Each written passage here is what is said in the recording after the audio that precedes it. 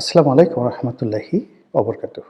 সম্মানিত দর্শক, রাজনীতির ময়দানে আওয়ামী লীগের যে প্রাসঙ্গিকতা, এটা কোনো অবস্থাতেই বন্ধ করা যাচ্ছে না। রাজনীতির যত আলোচনা, নির্বাচনের মাঠের যে খোঁজখবর বা ময়দানে রাজনীতির যে আওয়াজ, প্রায় সবখানেই আওয়ামী লীগ। ইতিবাচক, নেতিবাচক, ভয়, ভীতি, পক্ষে বিপক্ষে যেভাবেই হোক না কেন, যে রাজনৈতিক দলই নির্বাচনে অংশগ্রহণ করছেন, তারা একটু সুযোগ পাওয়ার সঙ্গে সঙ্গেই আওয়ামী লীগের প্রসঙ্গ আনছেন। তো আওয়ামী লীগের প্রসঙ্গ আনতে গিয়ে কেউ ভয় দেখাচ্ছেন, আমাদেরকে ভোট দিন, বা বর্তমান ইউনিট সরকারকে হাতকে শক্তিশালী করুন, ভালো একটা নির্বাচন দিন, আদারওয়াইজ আওয়ামী লীগ চলে আসবে। আর আওয়ামী লীগ আসলে কী হবে? ডলা। এমন ডলা দেবে একেবারে কিয়ামত পর্যন্ত সেই ডলা ভুলতে পারবেন না। এগুলো একটা গ্রুপ। দ্বিতীয়ত হলো দেশি বিদেশি বিভিন্ন পক্ষ, তারা বলার চেষ্টা করছেন যে আওয়ামী লীগকে ছাড়া নির্বাচনটা গ্রহণযোগ্য হবে না, ভালো হবে না, ভালো নির্বাচন হবে না, তোমরা টিকতে পারবে না, বেশি দিন থাকবে না। এই কথাগুলো অহরহ কিন্তু বলা হচ্ছে। এরপরে যে জিনিসগুলো করা হচ্ছে সেটি হলো অনেকে ভয় দেখাচ্ছে যে ইতিপূর্বে আওয়ামী লীগের মতো একটা বড় দল, তারা নিজেরা নির্বাচন করেছে বিএনপিকে ছাড়া, তবুও তারা টিকতে পারল না, গ্রহণযোগ্যতা পায়নি। এত উন্নয়ন, এত ডেভেলপমেন্ট, এত কিছু করার পরও শেষ পর্যন্ত তাদেরকে পালাতে হলো। তো সেক্ষেত্রে আওয়ামী লীগ এবং তাদের যারা সহযোগী রাজনৈতিক দলগুলো রয়েছে, সেই রাজনৈতিক দলগুলোর 50% ভোটার তাদেরকে বাদ দিয়ে তোমরা যে নির্বাচন করতে চাচ্ছ, সেই নির্বাচন তোমরা বেশি দিন টিকতে পারবে না। এই কথার বাইরে আবার অনেকে বলার চেষ্টা করছেন, ওরে বাবা, আওয়ামী লীগের অবস্থা জানো? এদের মতো বদমাইশ কোনো দল আছে? পরতে পরতে এদের যাকে বলে শয়তানি বুদ্ধি। কোথায় বোমা মারতে হবে, কোথায় ককটেল ফুটাতে হবে, কার কোন জায়গাতে বাঁশ দিতে হবে, কোথায় যাকে বলা হয় বট বাহিনী লাগাতে হবে। আপনি বোঝার চেষ্টা করুন যে গত 15টি বছর আওয়ামী লীগ আর জামাত একে অপরের সঙ্গে এভাবে মিশেছিল, আওয়ামী লীগও টের পায়নি যে তাদের মধ্যে জামাত আছে। আর জামাত আওয়ামী লীগের সঙ্গে থাকতে তাদের কোনো অসুবিধা হয়নি। তো সেই আওয়ামী লীগ যদি বিএনপি ক্ষমতা আসে, জামাত ক্ষমতা আসে, তাহলে তারা তাদেরকে স্বস্তিতে ঘুমোতে দেবে, খেতে দেবে, পড়তে দেবে, এটি কল্পনা করা যায় না। তো কাজেই সবাই আওয়ামী লীগের সঙ্গে একটা সমঝোতা করা, অথবা আওয়ামী লীগকে নির্মূল করা, অথবা আওয়ামী লীগকে একেবারে পুরো রাজনীতির ময়দান থেকে উচ্ছেদ করা, এই বিষয়গুলো নিয়ে ব্যাপকভাবে গবেষণা করছে, হুমকি ধামকি দিচ্ছে, সতর্ক হচ্ছে এবং আওয়ামী বিরোধী একটা প্যাক্ট তৈরি করার চেষ্টা করছে। কিন্তু এখানে পথে ঘাটে মাঠে যে সমস্যাগুলো দেখা দিয়েছে সেটা হলো সিন্স 1954 আওয়ামী লীগ যে কোনো কারণেই হোক গরিব মানুষের মধ্যে তাদের যে আদর্শের, রাজনীতির আদর্শের যে বীজ, এটি বপন করতে পেরেছে। তাদের যে প্রতীক, এটি হলো নৌকা, গরিব মানুষের বাহন।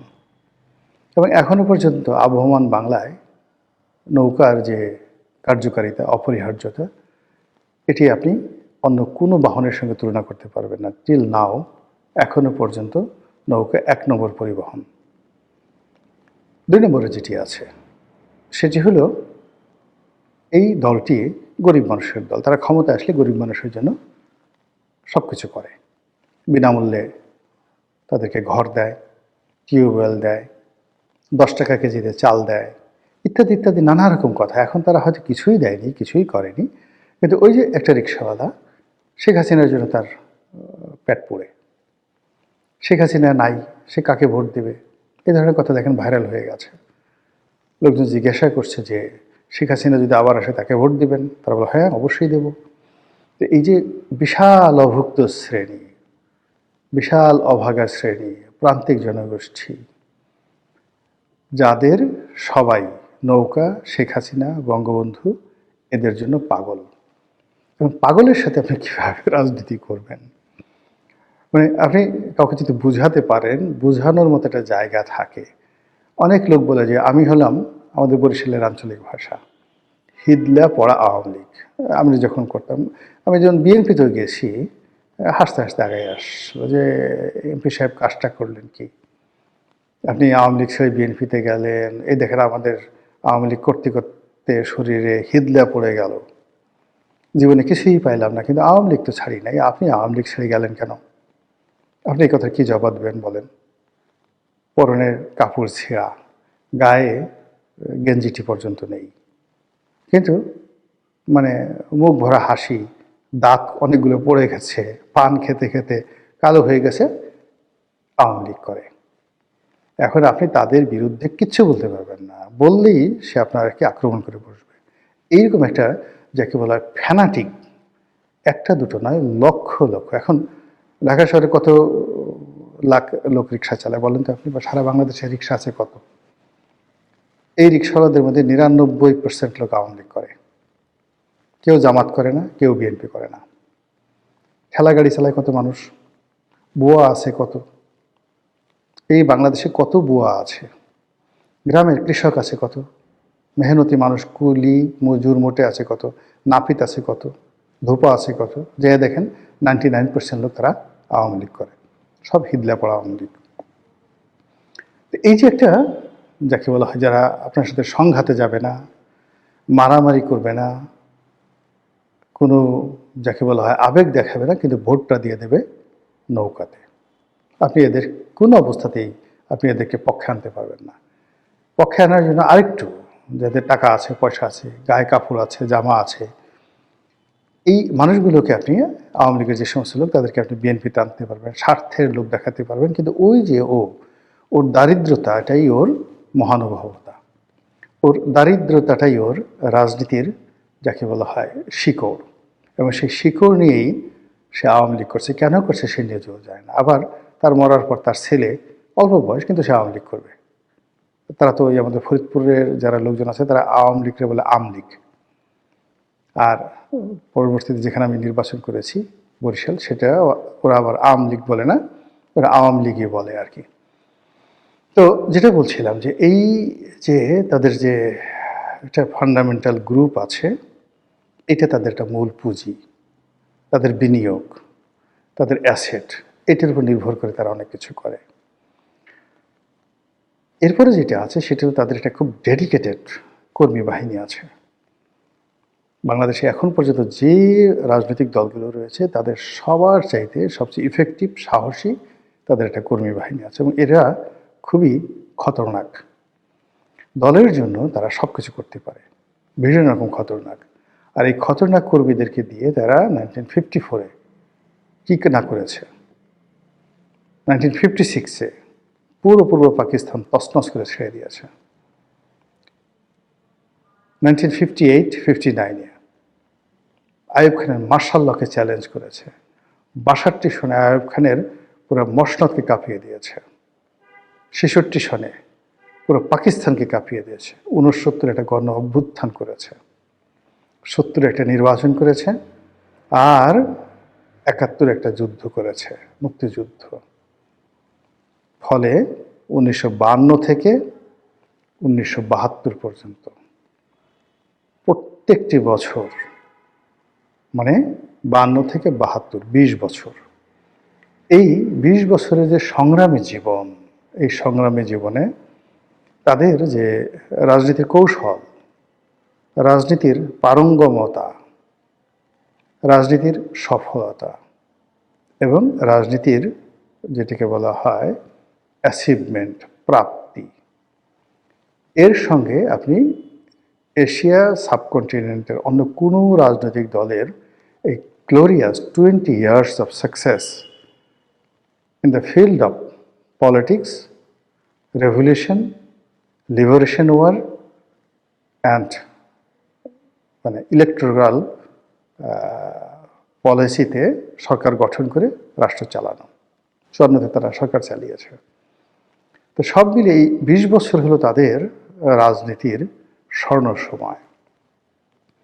এই স্বর্ণ সময় তাদেরকে একটা লিগেসি দিয়েছে, এবং সেই লিগেসি ব্যবহার করে 21 বছর পর, ওই 20 বছরের লিগেসি ব্যবহার করে 75-এর 15ই আগস্ট থেকে শুরু করে একেবারে 1996 সন পর্যন্ত 21টি বছর ধরে তারা ক্রমাগত কচ্ছপের মতো তারা এগিয়েছে। কচ্ছপের মতো যাকে কামড়ে ধরার তাকে কামড়ে ধরেছে। 80-র দশকের যে পত্রপত্রিকাগুলো, সেটা বিচিত্রা, বেচিন্তা, আজকের সূর্যোদয়, নয়া পদধ্বনি থেকে শুরু করে যত নাম করা পত্রিকাগুলো ছিল, সেখানে গিয়ে দেখবেন যে শেখ হাসিনার পোর্ট্রেটগুলো কী ছিল। বিশাল একটা নাক ছিল, লম্বা একটা মানে গোল একটা চোখ ছিল। তাকে নানাভাবে চিত্রিত করার চেষ্টা করা হয়েছে, ভয়ঙ্কর, তারপরে শেষে দানবী, তারপরে শেষে ডাইনি, কি না করার চেষ্টা করেছে ওই সময়টাতে, এরশাদ জামানাতে। কাজ হয়নি। তিনি ওইগুলোকেই যে প্রাইড হিসেবে নিয়েছেন। প্রাইড হিসেবে নিয়ে পুরো এরশাদের জমানায় এরশাদকে জলে, স্থলে, অন্তরিক্ষে তছনছ করে ছেড়ে দিয়েছে। এরশাদের পরে আবার 91 থেকে 96 সে মানে বেগম জিয়ার জমানা, তছনছ করে ছেড়ে দিয়েছে, ঘুম হারাম করে দিয়েছে। তখন তো বেগম জিয়া অনেক শক্তিশালী ছিলেন, সরকারও শক্তিশালী ছিল, দেশের বিধি ব্যবস্থা, আইন কানুন এখনের সাথে 100 গুণ পারফেক্ট ছিল, পুলিশের অনেক ক্ষমতা ছিল। তারপরও ওই সময়টাতে আপনি গিয়ে দেখেন আওয়ামী লীগের যে রাজপথের যে তাদের যে পারঙ্গমতা, ইফেক্টিভনেস, বদমাইশি, কূটনীতি, ভালো মন্দ সব মিলিয়ে, মানে এক একটা নেতা মানে কি, এক একটা নেতা মানে এক একটা পরশ পাথর, এক একটা নেতা মানে বটবৃক্ষ, এক একটা নেতা মানে ইবলিস, সব মিলিয়ে আওয়ামী লীগ। আমাদের ওই অঞ্চলে একটা স্লোগান আছে, জাতে মাতাল তালে ঠিক, আমরা সবাই আওয়ামী লীগ। আর একজনে বলতেছিল ওর বাড়ি কোথায়, বলতেছে নোয়াখালী। সঙ্গে সঙ্গে সে মাথায় হাত দিছে, বলেন কি ভাই, মুখ কালো হয়ে গেছে, কি হয়েছে? ভাই, একে তো আওয়ামী লীগ, তারপরে আবার নোয়াখালী বাড়ি, বুঝতে পারেন। যে কোনো একটা ডিল করার আগে সে চিন্তা করছিল। সে এই হলো আওয়ামী লীগের পরিচয়। আবার সেই আওয়ামী লীগ 2001 থেকে 2006 পর্যন্ত, এবং 111 এসে আরও 2 বছর কী করেছে বাংলাদেশে। তাহলে দেখুন, ওই যে 20 বছরের তাদের যে সংগ্রামী জীবন, তারপর আবার 21 বছরের যে সংগ্রামী জীবন, 20 আর 21, 41 বছর। তো 41 বছর যাবত তারা শুধু রাজপথে লড়াই সংগ্রাম করেছে, তার সঙ্গে আবার এই 17 মাস যোগ করেন। ফলে এই যে বিরূপ একটা পরিস্থিতিতে থাকা, সামরিক শাসনের অধীনে থাকা, জেল জুলুম করা, এদের কাছে এটা ভাত মাছ। মানে এটা অনেকের কাছে সমস্যা হতে পারে, কিন্তু ওদের মেরুদণ্ডটা বা ওদের শরীরের যে আয়োডিন, ওদের রক্ত, মাংস, অস্থি, মজ্জা, এই সবই খালি এই সমস্ত লড়াই সংগ্রামের জন্যই প্রস্তুত থাকে। তো এইগুলো করে তাদের যে একটা লিগেসি তৈরি হয়েছে, যে তারা রাজপথ গরম করতে পারে, প্রতিপক্ষকে ভীত সন্ত্রস্ত করে দিতে পারে, এবং তাদের টার্গেটে যাওয়ার জন্য তারা কখনো তুলুবুলু করে না, লড়াই সংগ্রাম করে প্রতিপক্ষকে বাধ্য করে তারপর শেষে তারা প্রতিপক্ষকে পরাজিত করে ক্ষমতায় আসে। এবং অতীতে তারা মুসলিম লীগের বিরুদ্ধে লেগেছে, পরাজিত করেছে, ক্ষমতা এসেছে, মুসলিম লীগ শেষ। আইয়ুব খানের বিরুদ্ধে লেগেছে, আইয়ুব খানের রাজনীতি শেষ, জীবন শেষ, সব কিছু শেষ। এরপর ইয়াহিয়া খানের বিরুদ্ধে লেগেছে, ইয়াহিয়া খান শেষ, there is no Yahya Khan. তাকে এই সেনাবাহিনীর প্রধান, প্রেসিডেন্ট সব কিছু রেখে তাকে পরবর্তীতে ইংল্যান্ডে গিয়ে থালা প্লেট পরিষ্কার করে তাকে পেটের ভাত জোগাতে হয়েছে। এইভাবে আওয়ামী লীগ এরশাদ সাহেবকে ধরেছে, শেষ, একেবারে বগল দাবা করে যা করেছে বলার মতো না। এইভাবে যখন তারা যাকে টার্গেট করেছে, ক্যান্সারের মতো, একেবারে ক্যান্সারের মতো শুষে, রক্ত শুষে, ভ্যাম্পারের মতো, ডাইনির মতো, মশার মতো, যেভাবে বলেন না কেন, যাকে টার্গেট করেছে তাকে ধীরে ধীরে ধীরে ধীরে পুরোটা শেষ করে দিয়েছে। এই যে আওয়ামী লীগের লিগেসি, এই লিগেসি এখন এক্সট্রিম পর্যায়ে, এবং সবচেয়ে যাকে বলা হয় ইতিহাসের এমন একটা সময়, যখন আওয়ামী লীগের লোক সংখ্যা সবচেয়ে বেশি, আওয়ামী লীগের টাকা পয়সা সবচেয়ে বেশি, ইন্টারন্যাশনাল কানেকশন খুব বেশি, America, England, Bharat, Singapore, Malaysia, সংযুক্ত আরব আমিরাত, সৌদি আরব, এই রাষ্ট্রগুলোর সঙ্গে তাদের ব্যক্তিগত সম্পর্ক আছে, ওই রাষ্ট্রে তাদের লোকজন আছে, ওখানে তাদের লোকজনের ব্যবসা বাণিজ্য আছে, টাকা পয়সা আছে। এই সব কিছু নিয়ে আপনি যখন এরকম একটা শক্তিকে আপনার প্রতিপক্ষ হিসেবে রাখবেন, সে কি আপনাকে ঘুমাতে দেবে? এই কথাই বিদেশিরা বলার চেষ্টা করছে। কি করবেন এখন? আমাদের কাজ ব্যাখ্যা করা, বলা, সেটাই বললাম। বাকিটা মহান আল্লাহ রাব্বুল আলামিনের ইচ্ছা। আসসালামু আলাইকুম ওয়া রাহমাতুল্লাহি ওয়া বারাকাতুহু।